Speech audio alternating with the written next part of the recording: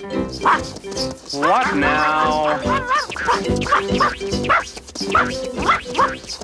I'm too tired to get up right now and let you out, guys.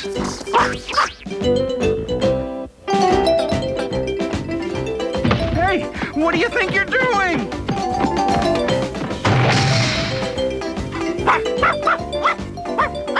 I think it's time I gave consideration to adding a pet door. Ladies and gentlemen, Garfield and friends. Friends are there. To help you get started, to give you a push on your way. Friends are there. To turn you around, get your feet on the ground for a brand new day. They'll pick you up when you're down. Help you swallow your pride when something inside's got to break on through to the other side. Friends are someone you can open up to. When you feel like you're ready to flip. When you've got the world on your shoulders. Friends are there to give you a tip. Friends are there when you need them. They're even there when you don't. For a walk in the park, or a shot in the dark. Friends are there. I don't care. But friends will care for you.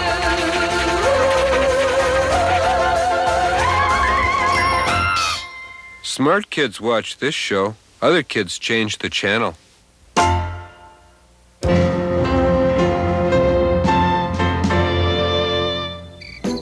I'm waiting for the pizza I ordered to be delivered. Garfield doesn't know anything about it, and I want to keep it that way.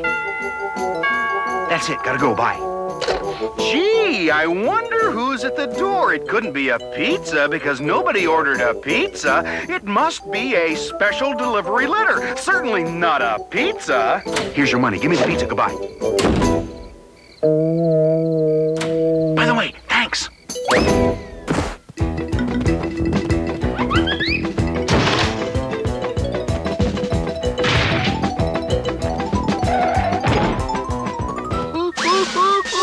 I did it! And I didn't forget anything! You forgot the anchovies. Don't worry, you'll remember next time. How could anyone eat a jumbo mushroom, pineapple, sausage, pepper, olive, onion, meatball, Canadian bacon, and pimento pizza all by himself? Plus, I usually prefer a thick crust. You know, one of these days, eating like that is going to give you a nightmare. Wait and see. A nightmare? Me? Get real.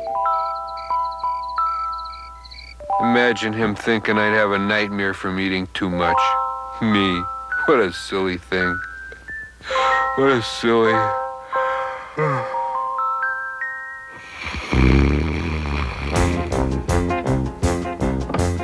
Eat, Garfield, eat.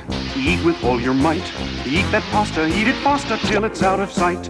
Till it's out of sight. Munch, Garfield, munch. Come on, let's do lunch. Make your belly mozzarella crunch, crunch, crunch. Crunch, crunch, crunch. Cheese, salami, ham, and Swiss, whole wheat, rye, and white. Sliced tomatoes, tons of mayo, love at first bite.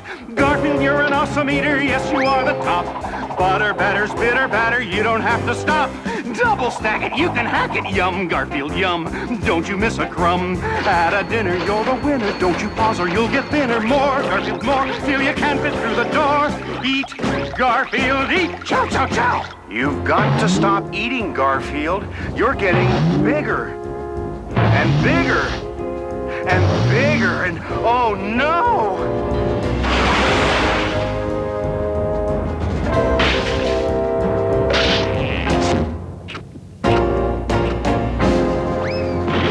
I knew this would happen. He's just getting larger and larger.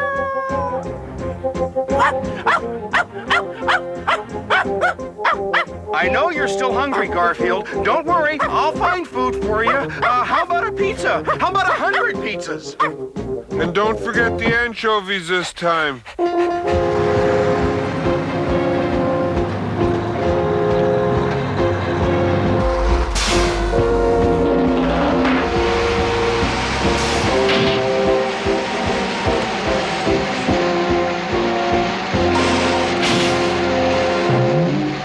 We have a report of a giant orange cat that seems to be devouring things left and right.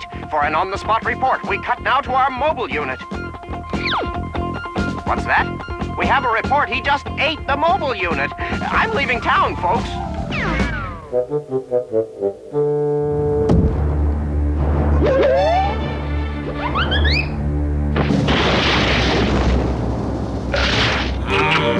I wish I had a mustard factory around here to eat. Now I'm thirsty.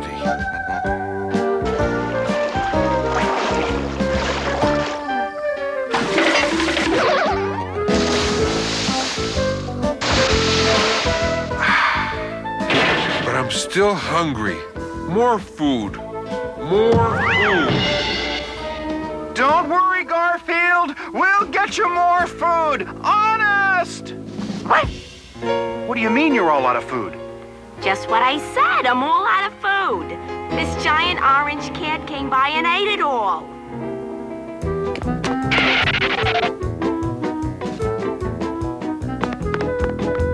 They don't even have paper towels left. There's no food in the entire town. More food. More food. I don't believe it. More food. More food. Hello? Get me the National Guard. National Guard, we have an emergency. We need lasagna. That's right, I said lasagna. 50 tons, no, 100 tons. And hurry.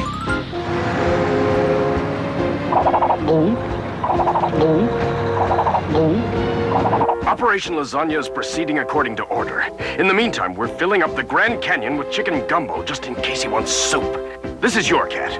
How much more food will it take to satisfy him? I don't know if he can be satisfied, General. He's eaten all the lasagna. And he still looks hungry. More food. More food. There isn't enough food in the world to feed this cat. General, you can't. I must. Attention, men. We have no choice. Bring in the air squadron.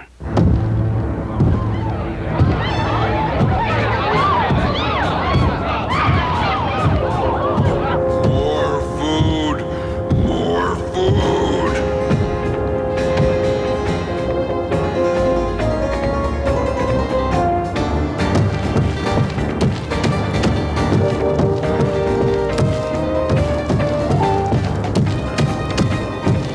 You know, for a minute there, I was afraid this nightmare might get silly.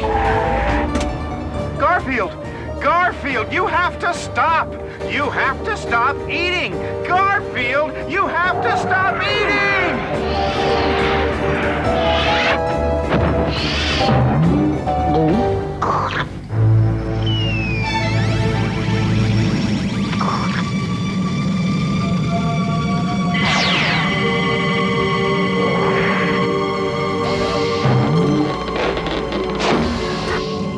Yoo-hoo, Mr. Spock. Anyone? Greetings, Earth creature. You no doubt have questions. Yeah. You got anything to eat? Nice and plump. We did a good job fattening you up with the interplanetary hunger ray. Fattening me up? But of course, you will be Thanksgiving dinner for the entire planet of Clarion. And there'll be plenty left over for sandwiches the next day. Me? Sandwiches? No. No. I'd make lousy sandwiches. I want to see John again. And Odie, he can have all his dog biscuits. I'll go on a diet. I'll lose weight. You don't want me for Thanksgiving dinner. My drumsticks have fur on them. No, they're basting me. I know that slurp. Odie. You were having a nightmare, Garfield. That's what it was, a nightmare. Look, I'm sorry I yelled at you about the pizza. I fixed you something to make it up to you. Lasagna? Uh-huh. Take it away. Take it away. Ah. That's it. I'm going on a strict diet for 20 pounds. Or 20 minutes. Whichever comes first.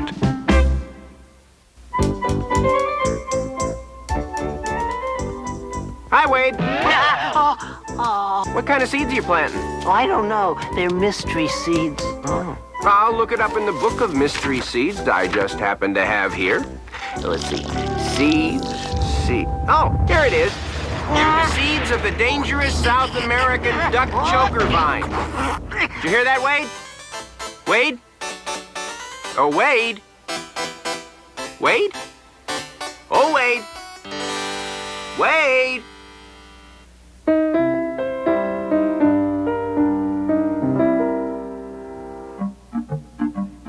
And so the pirate captain stalked ever closer. "Arr, you'll be walking the plank for that, matey," he said. The evil buccaneers gathered on the deck and drew their swords. This gives me a low-down, sneaky, rotten idea. I should be ashamed of myself for even thinking of it. Well, of course I'm gonna do it. Let's see. Cowboy suit, Loch Ness monster. Merv Griffin costume, Queen of Sheba, cheeseburger. Chicken suit? What would I ever need that for? Let's see. Then the pirates moved closer. Are there any pirates nearby, Orson? Of course not. Shiver me timbers and scrape me barnacles and mizzen the mast. Whatever that is. I be a pirate. And I be getting out of here. And I be right beside you. Help! Pirate-type person! Call the Air Force! Call the Marines! Call Peter Pan! Help! They'll make me walk the plank! And we aren't even near an ocean. Help!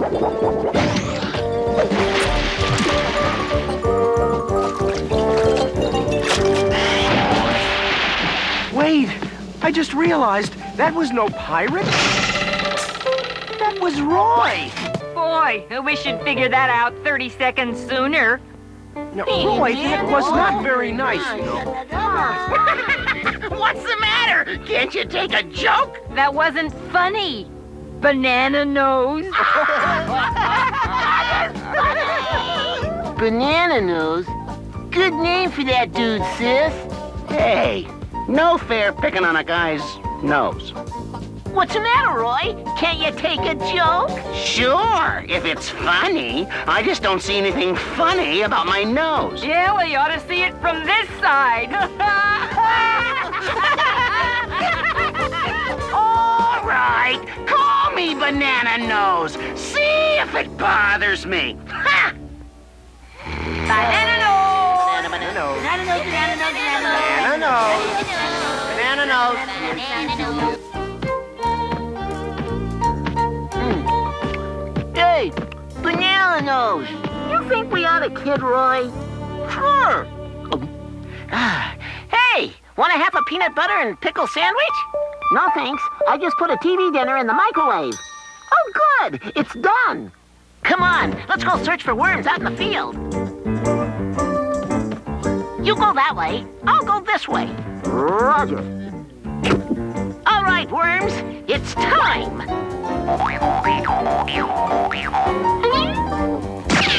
Aha! You won't get away from me!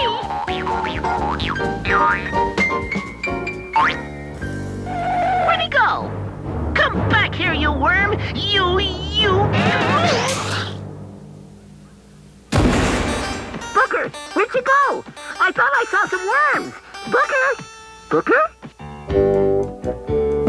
Roy, I've been thinking. Folks shouldn't call you Banana... Roy? Dear everyone, I thought I had friends here. I guess I was wrong. Don't worry, you'll never see my banana nose here again. Goodbye, signed Roy, parentheses, Banana Nose. Oh, no. Can I have his room? This is serious. Roy's run away. Hey, man, he's always picking on us, playing tricks and junk like that. Bo's right. But don't you realize what you're acting like? No, what are we acting like that's so awful? You're acting like Roy. Ooh. Pig's got a point. I am shamed. We gotta go find Roy and bring him back. Orson, everybody! Booker's missing. We went out into the field to look for worms hours ago. I can't find him anywhere. Now everybody's missing. Come on, we've got to search the countryside. Poor Booker, poor Roy, poor Booker and Roy. Well, Nose, looks like it's just you and me. I don't think you look like a banana. A ripe zucchini, maybe, but not a banana. I'll go someplace where people don't care about your nose. Boy, wish I'd brought something to eat. I'm hungry. I'm imagining I smell a peanut butter sandwich with pickles. It is peanut butter and pickles. Help! Someone help! Booker, is that you? Is that you, Banana? I mean, Roy? Grab onto this vine, Booker. I last saw Booker around here. Hey, give a look, man. The dude's gone and done it. Roy! And Booker! How'd you find him, Roy? My nose led me to him. I smelled peanut butter and pickles. That's what I had for lunch. I guess a banana nose is good for something after all. Does your nose look like a banana? Are your toes shaped like Indiana? Do your ears seem bigger than Montana? Dry your tears, we understand ya. Hey, everyone has something strange about them. That's what makes us all special. Wouldn't it be great if you could just look in the mirror and say, Yo, banana nose. Now you know how my sailboat goes. Here's Montana ears. I have ears so my sister can steer. Hey, hey, Indiana toes. Getting me across those winter snows. Whatever the name, I'm still the same. nice person?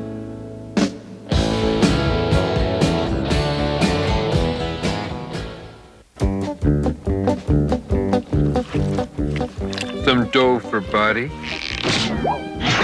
Now we need some carrots for color. Perhaps some spaghetti for texture. And of course, fries on the side. Garfield? And 2 eggs over easy. How long have you been sticking food to the ceiling? Oh, for quite some time now.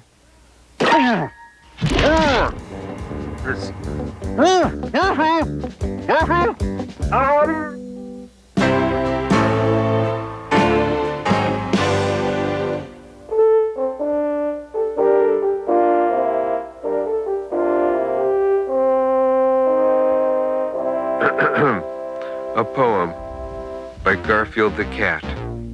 I decided late one Sunday I would sleep till 1/2 Monday. Suddenly I felt a tap, which awoke me from my nap. I awoke and found before me someone who was sure to bore me. Please leave me to sleep, I chirped. That was when the creature slurped. Just then the surprise was sprung. 7 yards of doggy tongue. Doggy tongues will always trick you. Look so harmless till they lick you. He let out a loving howl. I went out to get a towel. When a dog's enthusiastic, what you want to do is drastic. All my fur was wringing wet. Should have had it washed and set. Let me sleep, I'd often told him. Looked like I would have to scold him. I was in for a surprise when I looked into his eyes. Pleading as they were for mercy, left me with a controversy. Then I got a wondrous notion how to sleep without commotion. So he'd leave this cat alone, I dug out his favorite bone. Figured if I couldn't cure him, next best thing would be to lure him. When he came back, he would find I had locked the door behind. Now at least his dripping yap wouldn't interrupt my nap. In my world, there's no excusing when you interrupt my snoozing. So while I was busy snoring, my friend Odie went exploring. Usually he doesn't roam quite this far away from home, but he wandered to an alley where the tough dogs often dally. You would be a little nuts to go near these mangy mutts. Odie never comprehends. He decided to make friends. When they saw this shy intruder, they could scarcely have been ruder. Odie's thoughts are always sunny. What, he wondered, was so funny? This, one said, is not a dog. Maybe this is someone's frog. It's no frog, the other said. It's a rat that ain't been fed.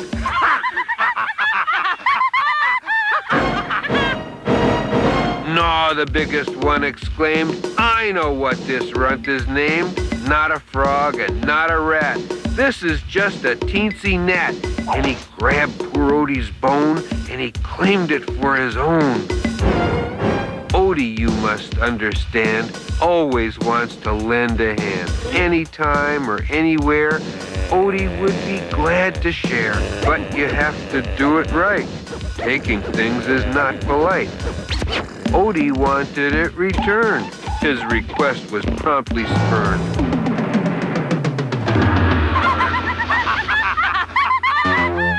Odie wound up wet and soggin' with a frog upon his noggin. He made sure the frog was thrown back. Now he'd go to get his bone back. But before our friend returned, one of them seemed most concerned. She said she was not amused at the way he'd been abused. But she said, "You're very tough. Did you have to be so rough?" Just then Odie reappeared. The bulldog gave a laugh and sneered, picked up Odie, very crass, threw him for a forward pass.